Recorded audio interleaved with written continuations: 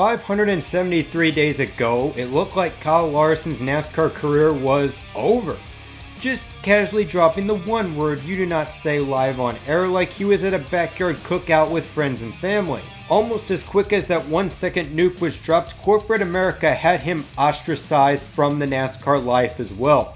Officially meaning that Kyle Larson, once a bright star with a promising future, was cancelled, likely never to race in NASCAR ever again.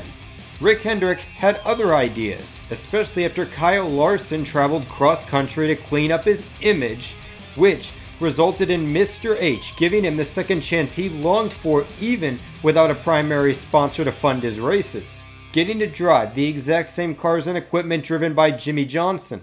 Finding success almost immediately after a dominant performance in Las Vegas, winning in just his fourth start at Hendrick Motorsports.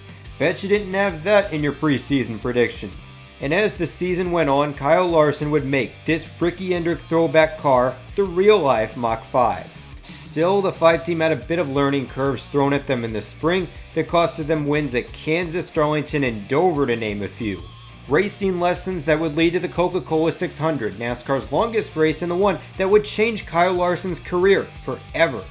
He won Stage 1, won Stage 2, won Stage 3, and led 327 laps en route to his first career crown jewel victory. That race ignited a spark that built into a humongous fire in this driver's heart and in the entire 5 team. This stretch would officially give Kyle Larson the nickname Speed Racer, because Sonoma, the wine wasn't too strong enough for his taste. The All-Star race, he was without question the brightest star shining on that track. Nashville, the loudest music orchestrated by the red Valvoline No. 5 750 horsepower engine. Literally the only way this guy could be stopped was by the racing god shooting down his left front tire to keep things competitive. What wasn't close was Watkins Glen, where the 5 team's victory and inspection allowed Kyle Larson to win the race, his 5th on the year. Those wins helping him claim the old school championship after 26 races of dominance. In the playoffs, there'd be more display of brilliance as Kyle Larson finally lifted the Bristol sword he'd wanted so badly for years, locking him into the round of 12 where at Las Vegas he dominated but some awful Hendrick strategy forced him to settle for 10th. Then a wreck at Talladega and an alternator issue midway through the Roval put Larson's elite season in jeopardy. The negative echo chamber known as NASCAR Twitter was charged up and ready to rage over Larson's possible round of 12 elimination. Fortunately, as the great team leader he is, Cliff Daniels rallied the 5 team back into battle to score an improbable victory. A team win that led to a Texas-sized whooping on the field the next week to officially lock down a spot in the big race. So now that Kyle Larson was locked in, this team could officially mail it in the next 2 weeks. However, in typical 5-team fashion, they decided to keep the foot on the throat. For the second time this season, Kyle Larson scored the 3-pack, becoming the first driver since the Intimidator Dale Earnhardt achieved this in 1987. And that year turned out to be pretty good for Dale Earnhardt, to say the least.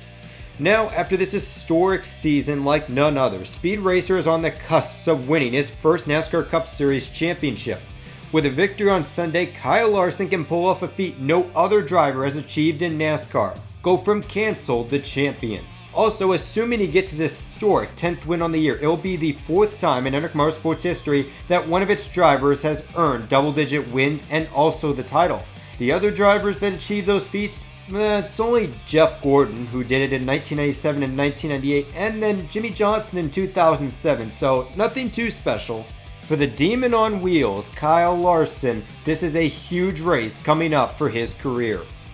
Speaking of Hendrick Motorsports, for the first time since the days of Jeff Gordon and Jimmy Johnson, there will be 2 Hendrick drivers entering the final race with a chance to win the championship.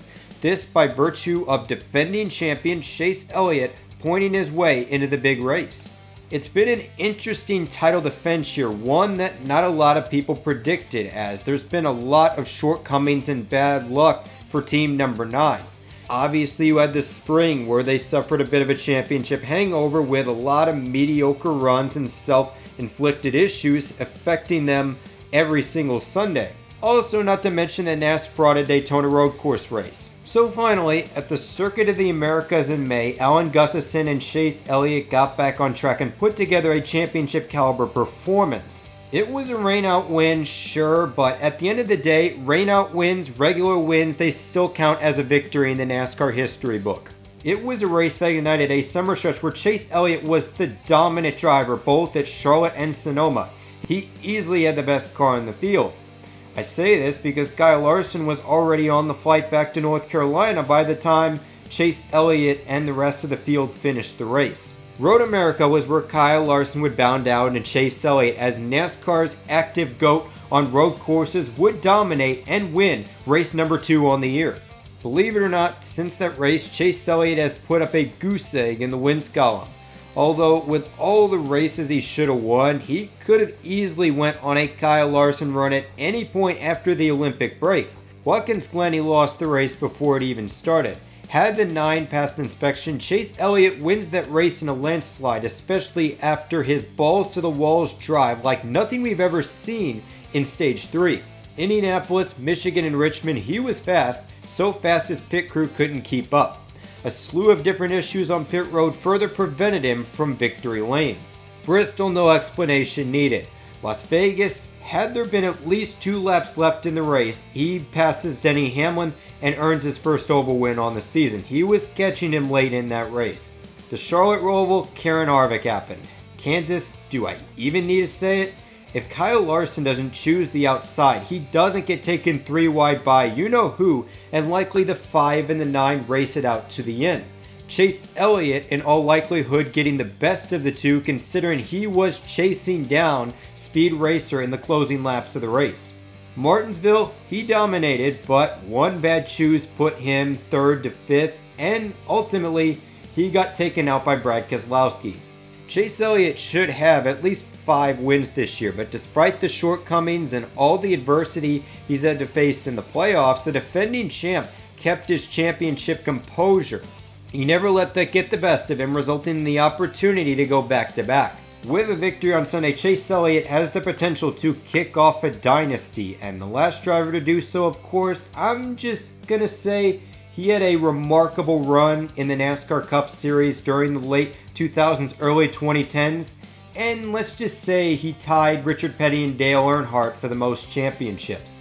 This right here could be the race that officially solidifies that this is the Chase Elliott era, and knowing that they are the defending winners of this race, I have no doubt that Chase and Alan Gustafson will be dangerous and tough to beat.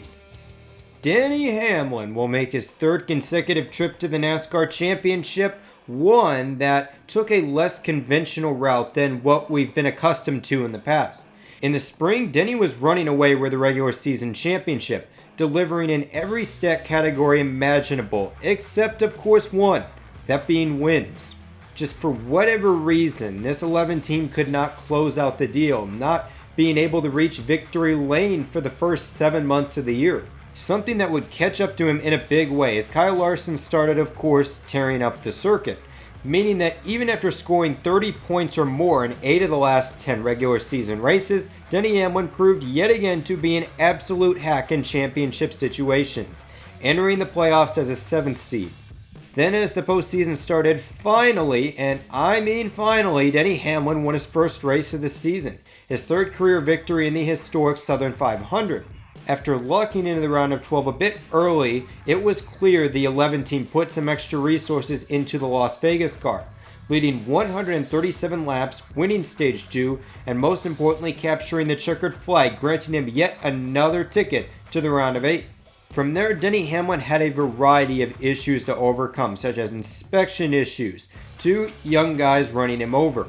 Still, he navigated through by using his veteran experience to point his way back to the championship race. And once again, there's a lot on the line for Denny Hamlin. One more win, and after 16 full-time seasons, he finally wins his first championship. That would make NASCAR Cup Series history, as no drivers had to wait and suffer that long to get that first taste of the Cup. No doubt, Chris Gabehart is going to make some good decisions setting up this car. The 11 pit crew is also going to be as sharp as ever. All the pieces are there to finally get the job done. Yet, if I were a Denny Hamlin fan, honestly, I am worried. I am scared for this weekend. Something tells me Denny Hamlin hasn't gotten over the whole Alex Bowman deal. And I just gotta say, Denny, you weren't booed because of toxic Elliotity, which, like the idea this play on words is modeled off of, does not exist. There are good fans and bad fans like, I don't know, every single fan base in NASCAR history. The reason why you were booed was because of this classless move after the race. If you're a Denny Hamlin fan, you've gotta hope he flips the switch, and maybe he does, and this allows him to rise to the occasion for a change. However, with 2010 and 2017, there's a history of the pressure getting to Denny Hamlin, and that has a lot of worry for this 11 team going into the weekend. Taking the final spot in the NASCAR Championship is yet another Joe Gibbs Racing Toyota in Martin Truex Jr. That is interesting because he and this 19 team have been unusually quiet in this 2021 season, both regular season and postseason. Far from the stage wins and dominant performances we're accustomed to seeing from MTJ. Of course, he still had his big victories on the year, beginning with the championship dress rehearsal at Phoenix. A few weeks later, he puts the Martin in Martinsville with his third grandfather clock in the past 4 races. His third win coming on Mother's Day in May, driving the Furniture Row 2017 fullback, dominating like he has in those good old days, making an early case as the championship favorite. Then in the summer, this team became hit or miss. The 19 team would go from contending for the win like usual one week to completely missing the setup and running mid-pack the next. So without a win in 4 months, it was important to make a statement, and Martin Truex Jr. would do that on 9/11, an important day in American history, where he completed the Bass Pro Shop sweep at Richmond by taking his patriotic Toyota Camry back to victory lane, indirectly stating to the competition that he is still a strong force for this title. But like all strong race teams, this 19 team would be battle tested. A bonehead move by MTJ at Texas and a flat tire at Kansas seemed to put the team in a must-win situation and further hammer the nails on the coffin of his championship hopes. But the thing about James Small and MTJ this season is that they have been fighters. They fought through all the missed setups and adversity in August, and it helped them here with the season on the line. Kansas, they rallied to finish 7th and only found themselves 6 points out of the final spot on points. Sleeping a lot better that week, just knowing the next track they were going to was named Martinsville. Of course, there was a bit of adversity thanks to trading paint with Eric Almirola, but with this battle-tested mentality, they were able to fight through the pressure-packed moments of the playoffs, making the right decisions by staying out and choosing the best lane on the restart to get a 4th place finish and advance back to the big race. Now, Martin Truex Jr. is once again in prime position to win his 2nd NASCAR Cup Series Championship. On the surface, it's easy to see MTJ as a pushover contender.